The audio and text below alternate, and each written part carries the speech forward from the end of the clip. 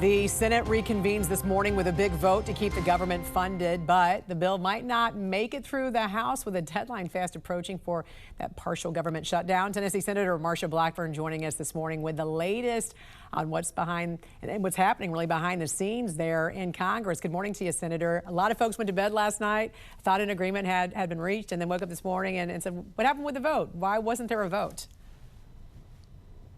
And we would have liked to have had a vote last night. Of course, what you've seen is the Democrats want to break off DHS funding, Homeland Security funding. There are many of us that think that that is inappropriate because DHS also covers FEMA. We're recovering from a major winter storm. It covers the Coast Guard, it covers TSA, all of that, in addition to ICE, which is where they have their problem. But Jan, what you will see is the agreement that is worked out. 5 of the appropriations bills will go through in a package and be voted on and confirmed. And then there will be a 2-week CR on the DHS funding. That makes certain that no funding lapses for these critical services that are needed right now in states like mine, there in Tennessee, where we have had a devastating ice storm that has truly crippled much of the mid-state. Right. And it is important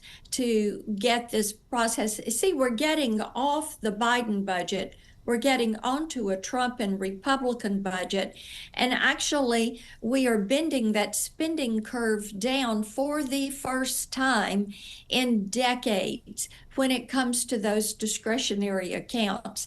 That's a big step. We want to get these 5 bills across the finish line and work out that one remaining bill. It will be the closest thing to regular order that we have had in decades. How do you balance not shutting down the government and also avoid caving to key GOP priorities?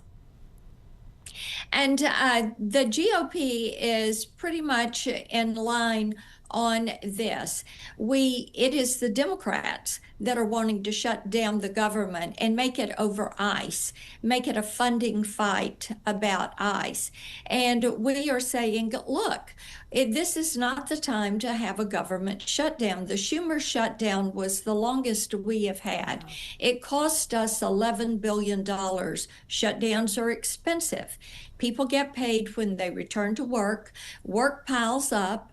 People do not get permits. They would not be getting their IRS refunds. You would see a lot of things that would be slowed down.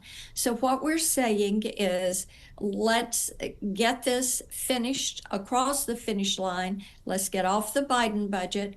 Let's get on to a Republican budget, and let's begin to reduce what the federal government spends. Do you think the House is going to be able to pass what the Senate passes? Because it sounded like House Speaker was a little concerned there might be a couple of GOP holdouts that might not agree to this. And President Trump is working very closely with the House right now. Got it. I want to look ahead very quickly to what you've mentioned that could potentially also be happening this weekend with forecasters thinking there could be another big winter storm that could bring some snow and ice to parts of Tennessee. What steps are being taken to prepare for perhaps a second round of dangerous weather? And what's your message to your residents in your state as this next storm does approach? Yes, the message is stay off the road, stay home, stay safe, stay out of harm's way. Give first responders, the National Guard, the Highway Patrol, local officials, our power crews, our people are repairing water mains. All of these public works individuals and crews need space to work. Nashville has been devastated by this, the entire mid-state area, and with this very cold weather that is going to come in back into single or low double-digit numbers over the weekend. We just want everyone to stay safe. I will say this, our governor, the National Guard, have done a terrific job. They have stepped up. They've been out helping to rescue people, move them to safety. They've been getting medical workers, healthcare workers to hospitals to care for people. They've been making well checks on the elderly, and the National Guard and the Tennessee Highway Patrol have really done a great service for the people of our state. Senator, I want to turn very quickly to another issue that you've taken the lead on this week. You pressed Live Nation executives over ticket bots and high prices. Kid Rock also testified that the ticketing system is broken and rigged. In fact, let's take a listen to what he had to say.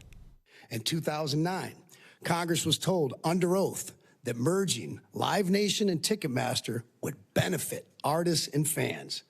The CEO of Live Nation called the merger an experiment and promised it would increase competition, empower artists, and lower costs. Needless to say, that experiment has failed miserably. Independent venues have been crushed. Artists have lost leverage. Fans are paying more than ever and getting blamed for it. This wasn't an experiment. It was a monopoly dressed up as innovation. So with antitrust lawsuits already moving forward at this point, what real changes do you want to see, especially when it comes to these fees, these ticket bots, and then speculative pricing?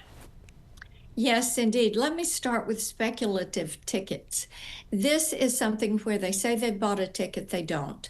And they do not have that ticket. People buy that ticket. It doesn't land in their email, or they get a ticket and before they get to the venue, it has disappeared. It's been recalled from their wallet or from their phone. So therefore, that needs to come to a halt. You have many that are supporting breaking apart Live Nation and Ticketmaster because of the monopolistic practices that are there. Also, there's got to be more verification of who is in the resale market. These bots, bad actors, and brokers that are using these bots. And Jan, what we have found out is that you may have a group like Key Investment Group over in Maryland. They make millions of dollars every year as a ticket reseller. They use the bot, they scrape the tickets, the event sells out, and then the tickets show up on the resale site at 2, 3, 4 times the price. Some of the Taylor Swift tickets were 70 times the face value of the ticket. This is deceptive and unfair practices. The FTC has jurisdiction over that. We have the authority to investigate, and the items that are covered by the FTC. This is a broken marketplace. And we had a witness from the independent venues, and they talked about how broken this is. We also heard from some of the resellers. This is something that is ripping off American citizens, and we intend to see the FTC's lawsuits through. I filed another amicus brief yesterday on one of the lawsuits, and then Congress will take our steps to clean up this and to enforce the Bots Act. Senator Marsha Blackburn from the great state of Tennessee. Stay safe and warm this weekend. Thanks for joining us. We appreciate it. Thank you. Suspect, they're still pending this morning. House Speaker Mike Johnson says he will have the votes to end the partial government shutdown while lawmakers work out funding for the Department of Homeland Security. House Minority Leader Hakeem Jeffries is going against Senate Minority Leader Chuck Schumer and the deal Democrats in the Senate made with the White House. Joining us this morning is our very own Washington insider, Armstrong Williams. Good morning to you, sir. Good to see you. Good morning. We've been down this road before. I mean, so, you know, in honor of Groundhog Day, here we go again. There are deep divisions, as we know, Armstrong, within the Democratic Party on even just temporarily extending funding until a deal is reached, you know, with the ICE funding.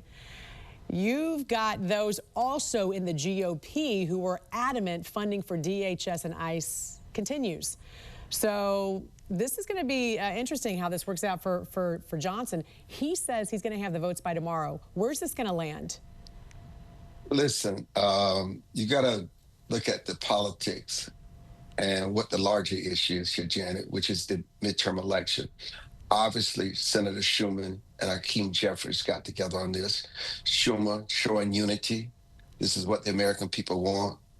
Hakeem Jeffries appealing to the extreme progressives on their side and also those who give them the big bucks. It works both sides. Obviously, Johnson has the votes. The government shutdown, partial as you want to call it, will be averted. And there will be some Democrats that vote along with the Speaker of the House in averting this shutdown. And what do you make about the fact that it will not stop ICE operations because DHS funding was already included in the One Big Beautiful Bill? So that's going to continue for several years, in fact. So what they're doing is not going to actually prevent the end game of what they're looking for. What do you make of that? It's political grandstanding. They're appealing to their peanut gallery because there's some people who don't want the GOP or the Democrats to work together on any level. They would just like to blow the place up.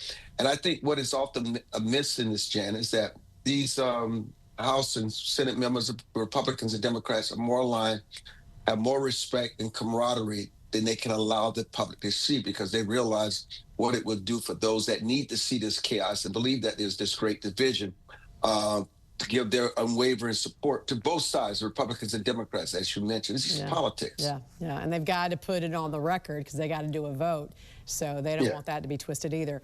Meantime, you know, we saw ex-CNN host Don Lemon arrested, now officially facing charges. He's continuing to try to argue he was exercising his First Amendment rights as an independent journalist. Prosecutors, though, say those rights end when a crime begins, and if the government believes you are more than just a witness to the crime, more than just a journalist, which is what they're claiming that he arranged it. And what happens here with those charges, because a judge initially, you know, denied that request from the DOJ to file those charges. How are those charges finally filed?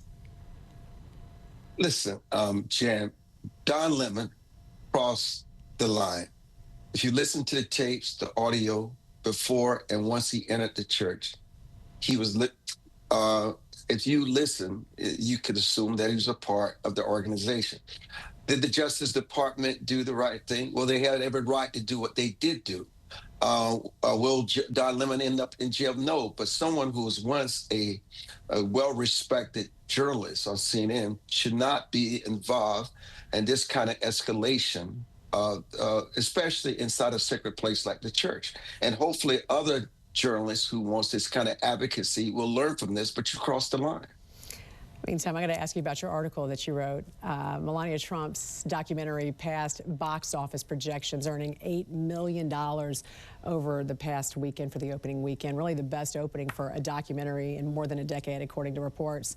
You went to the premiere of that documentary at the Kennedy Center and wrote this editorial for the Baltimore Sun, in part stating Melania Trump's courage has never been loud. It has been quiet, consistent, and costly. She stood beside a man who was relentlessly attacked, not because she was compelled to, but because loyalty for her is not conditional on media approval. She accepted the burdens of public life without exploiting them. She forgave what needed forgiving within the privacy of marriage, and she refused to turn her family into collateral for political warfare. That is not weakness, that is strength without spectacle. Well-written article, there, Armstrong. What kind of response are you getting from this? I must tell you, I'm humbled by it. But listen, Melania is not performative. She understands that her husband is flawed, like all of us, we're flawed. She works those out in the privacy of her marriage, not for public consumption. The movie was dignified. It was graceful. And the humanity there was just overwhelming. And you saw her for who she is. And she also paid tribute to all first ladies, how they contribute to the arts, to the culture, and how consequential they are in that White House, especially the impact that they have on their husbands. And she has a tremendous impact on him. He respects her. And she has a very strong religious fiber to her. Something that doesn't come across, Jan. Oh, you saw that in there. Yeah, it's very deeply religious from her parents. That's who she is. And she tones the president down. Much respect for her. She doesn't deserve to be judged by her husband. She should be judged by her own merit. And this was a terrific movie. I was surprised at how good it was, okay? That hour and 45 minutes was well worth my time. And look at the reviews, not just mine.